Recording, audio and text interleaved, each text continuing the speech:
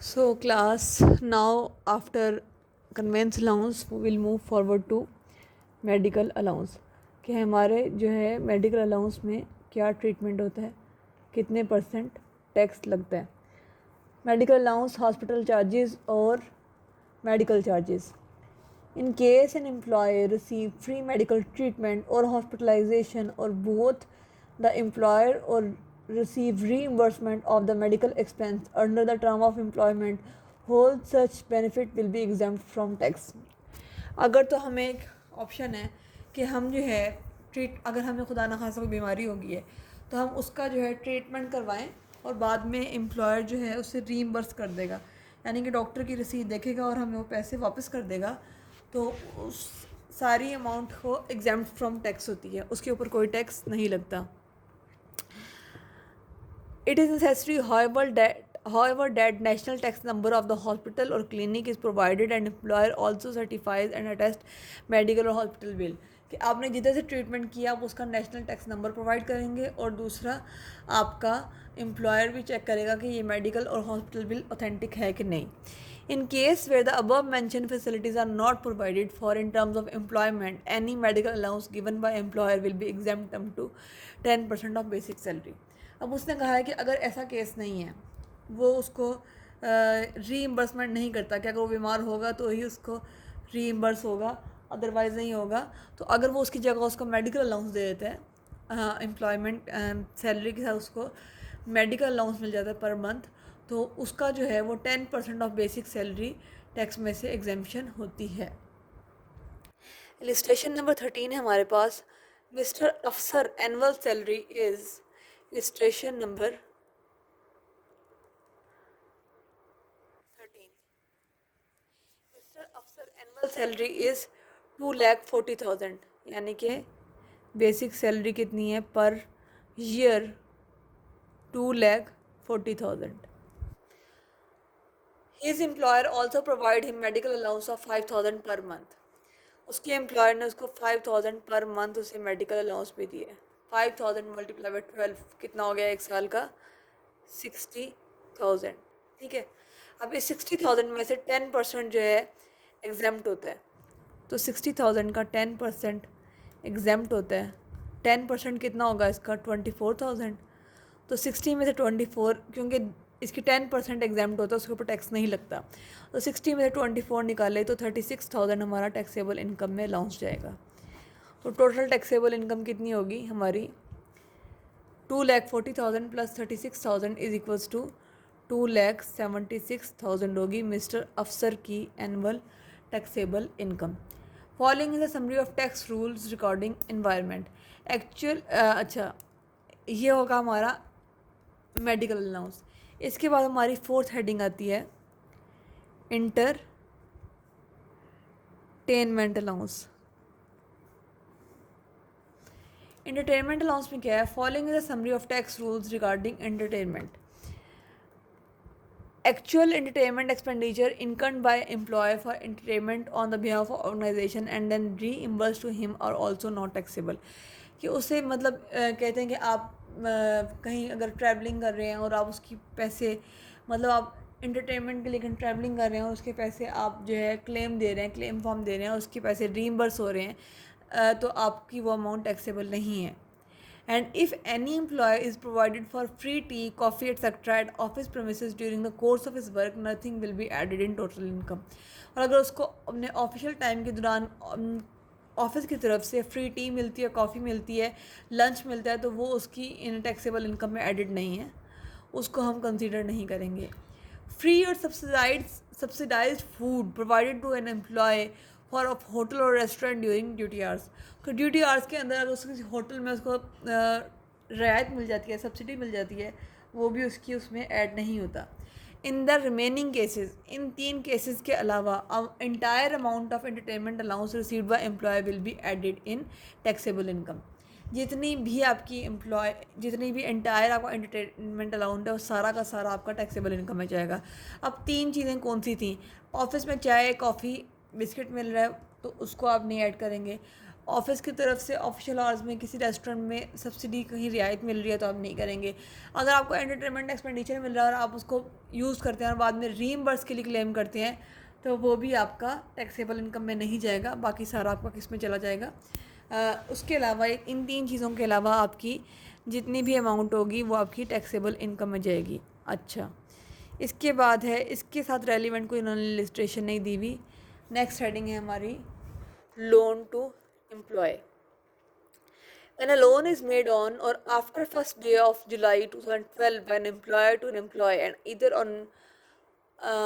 no profit on loan is payable by the employer or rate of profit on loan is less than 10%, amount chargeable to tax to the employer under head salary of taxable shall be included in amount equal to। उसने कहा कि अगर यकम जुलाई के बाद employer जो है कोई लोन प्रोवाइड करता है अपने एम्प्लॉय को, उसके ऊपर कोई प्रॉफिट नहीं लेता, मतलब कोई इंटरेस्ट नहीं लेता, और लोन जो है वो बिल्कुल loan is payable by employee on the rate of profit and is less than 10%, 10% से लेस है रेट ऑफ प्रॉफिट से, तो फिर क्या होगा? प्रॉफिट और loan computed at the rate of 10% whereas no profit is payable by the employee. Difference between amount of profit on loan paid by the employee in that tax year and the amount of profit on loan computed at the rate of 10%. The loan given by employer to employee will not be taxable if the amount is up to 5 lakh and if the loan exceed 5 lakh above the rule is applicable। अब इसके अंदर वो क्या कह रहा है कि अगर तो एम्प्लॉयर ने उसको लोन दिया है और उसके ऊपर वो कोई इंटरेस्ट चार्ज नहीं कर रहा, यानी कि कोई प्रॉफिट नहीं ले रहा, लोन के ऊपर प्रॉफिट इंटरेस्ट होता है ना, तो वो कोई प्रॉफिट नहीं ले रहा, तो या ले रहा है तो बहुत कम है, लेस देन 10% है, मतलब 10% से कम ले रहा है, तो तब हम क्या करेंगे? तो अगर तो वो नहीं ले रहा, ठीक है, तो हम क्या करते हैं, और अमाउंट जो है हमारी 5 लाख से ऊपर है, लोन की अमाउंट 5 लाख से ऊपर है, फिर हम 10% उसका इंटरेस्ट, मतलब वो 10% अमाउंट उसकी सैलरी में कैलकुलेट करते हैं। जैसे कि लिस्ट्रेशन 14 दी हुई है हमारी लिस्ट्रेशन 14 है,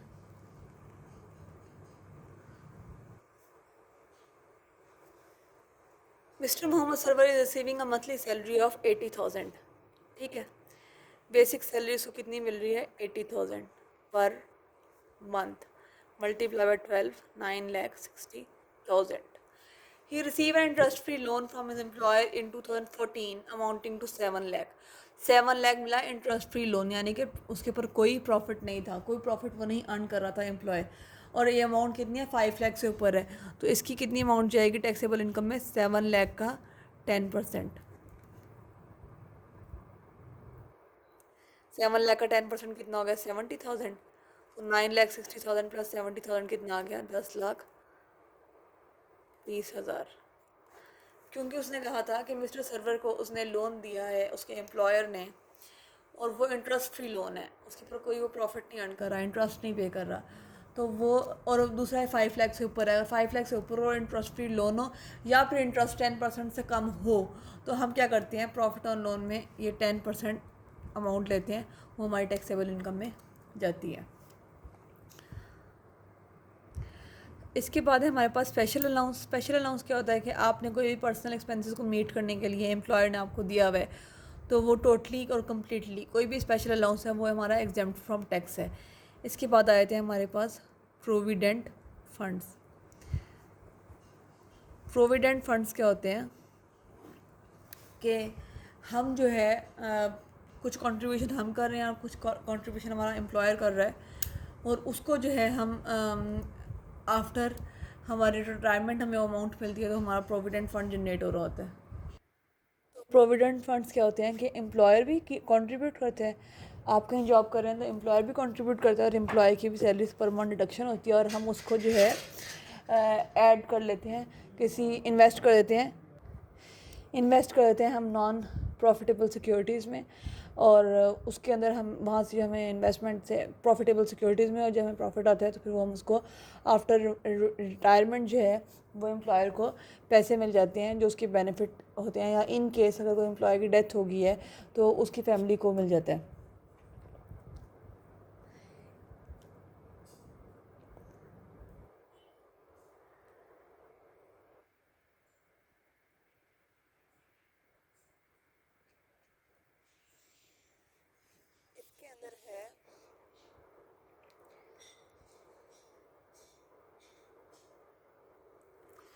एक टेबल जो मैं आपको भी दिखाऊंगी,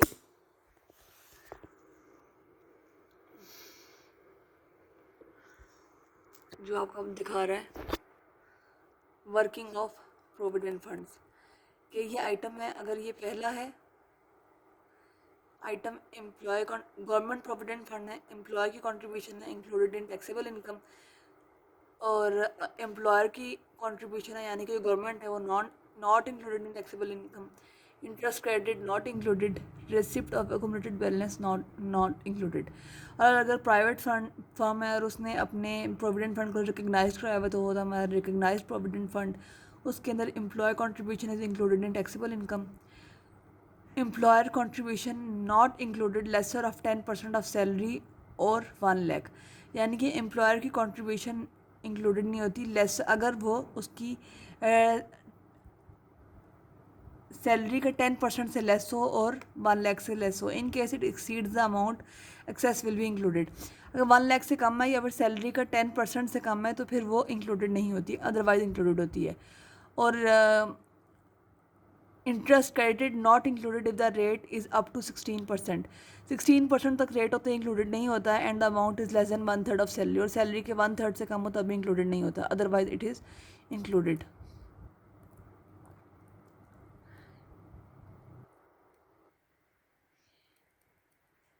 अच्छा, एंड रिसीप्ट और अक्यूमुलेटेड बैलेंस नॉट इंक्लूडेड, और ये है नॉन रिकग्नाइज यानी कि प्राइवेट ऑर्गेनाइजेशंस के फंड्स जो कि हमारे रिकग्नाइज नहीं है, unrecognised funds. It is included in taxable income, employee contribution, employer is not included, interest credit not included, and included up to the extent of employer. आप ये टेबल देखेंगे और इसके अकॉर्डिंगली कंडीशन होगी तो लिस्ट्रेशन में उतने परसेंट हम ऐड कर देंगे। जिस तरह यहाँ पे ये 2 कंडीशन हैं, ये इसमें और इसमें। अच्छा, अब आप आगे एग्जांपल देखें। Mr. Farhan annual salary is 6,50,000. He contribute to the recognized provident fund during the tax year 2014. The working of provident fund was as follows. Mr. Farhan contribution था 65,000. Employer contribution था 65,000. Interest credited 15% on the total amount in the fund calculated in the total income of Farhan. अब उसकी annual salary कितनी थी? 6,50,000. Employer contribution to recognised provident fund, RPF होता है recognised provident fund, automatically included है। ये आप इसको टेबल में भी जाके देख सकते हैं दोबारा।